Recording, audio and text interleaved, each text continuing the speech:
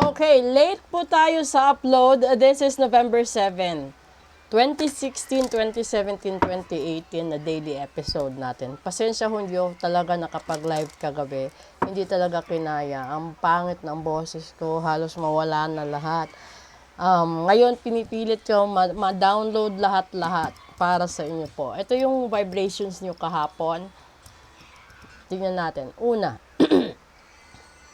Revealer of Truth. Pangalawa, Infinite Possibilities. And then pangatlo, Perseverance. Di ba napakaganda ng mensahe nito?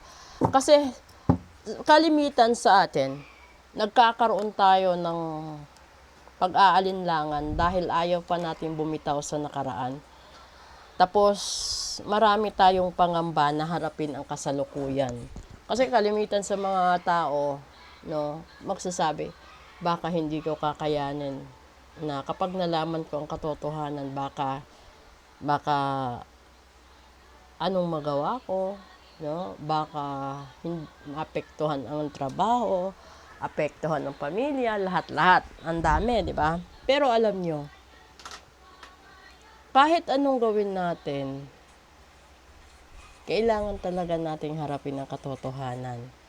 Sa gusto at sa ayaw ng mga tao sa paligid natin, kahit tayo mismo, ayaw nating tanggapin. Yung pinakamasakit kasi na malaman mo na may mahal ng iba yung taong mahal mo. Diba?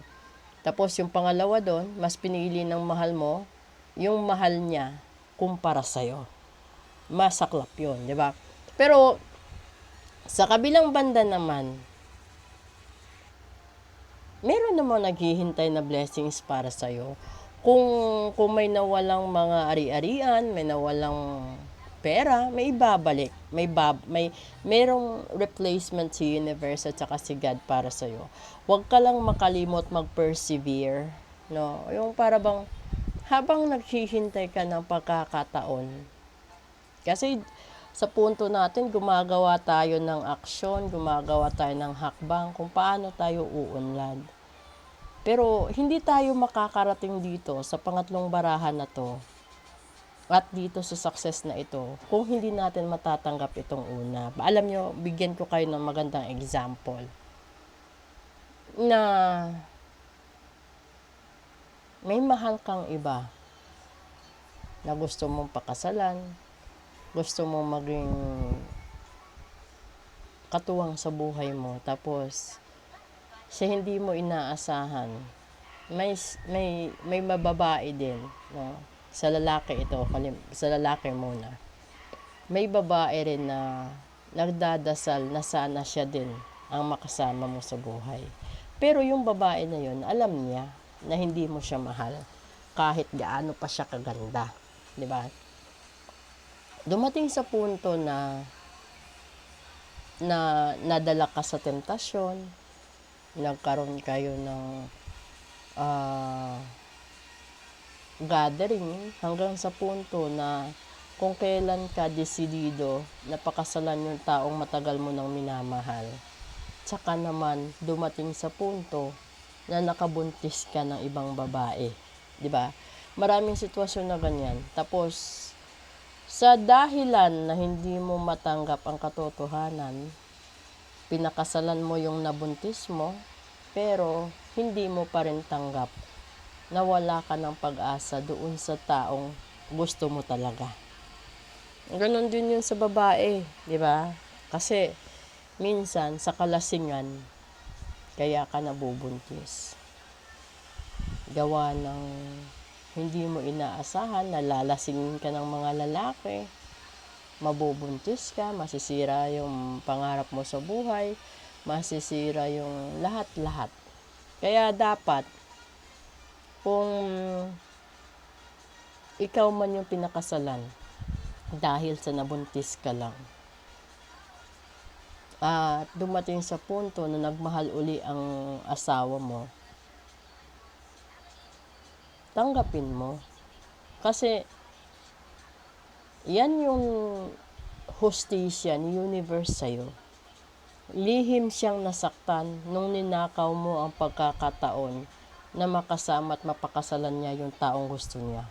Kasi yung pagpilit o paggawa ng paraan para maangkin mo ang isang tao at isang bagay ay isang maituturing na pagnanakaw. So, ninakawan mo siya ng pagkakataong maging masaya. Kung kayo man ang nagsama ngayon at hindi ka masaya, sasabihin nila, karma mo yan. Kasi alam mong hindi ikaw ang totoo niyang mahal. Alam mo na iba ang gusto niya. Bakit mo pinilit at ginawan ng paraan na talagang kayo ang magkasama? So, wala nang pinakamaganda doon is to admit the truth for you to have the infinite possibilities at then never forget to persevere whatever your goals. Yung goals mo naman, no?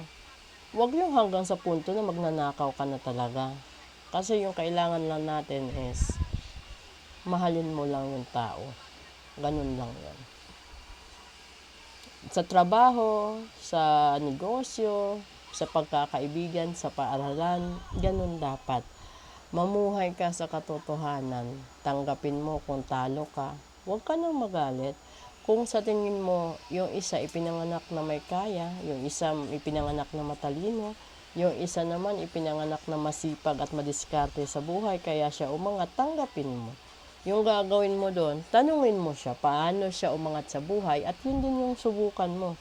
Gamit ang sarili mong talento, sarili mong diskarte, malay mo, no? Umunlad ka din. Di lang katulad niya, baka hihigitan mo pa. Pero, wag mo lang kalimutan na kapag ikaw dumating sa punto na yumaman ka din, huwag kang maging mayabang kasi babawiin lang din yan. Okay? So maraming salamat po sa inyong lahat. Kung nahahalata ninyo yung boses ko, pangit pa rin. Pero pinipilit ko po talagang ma-upload ito sa inyo. Thank you!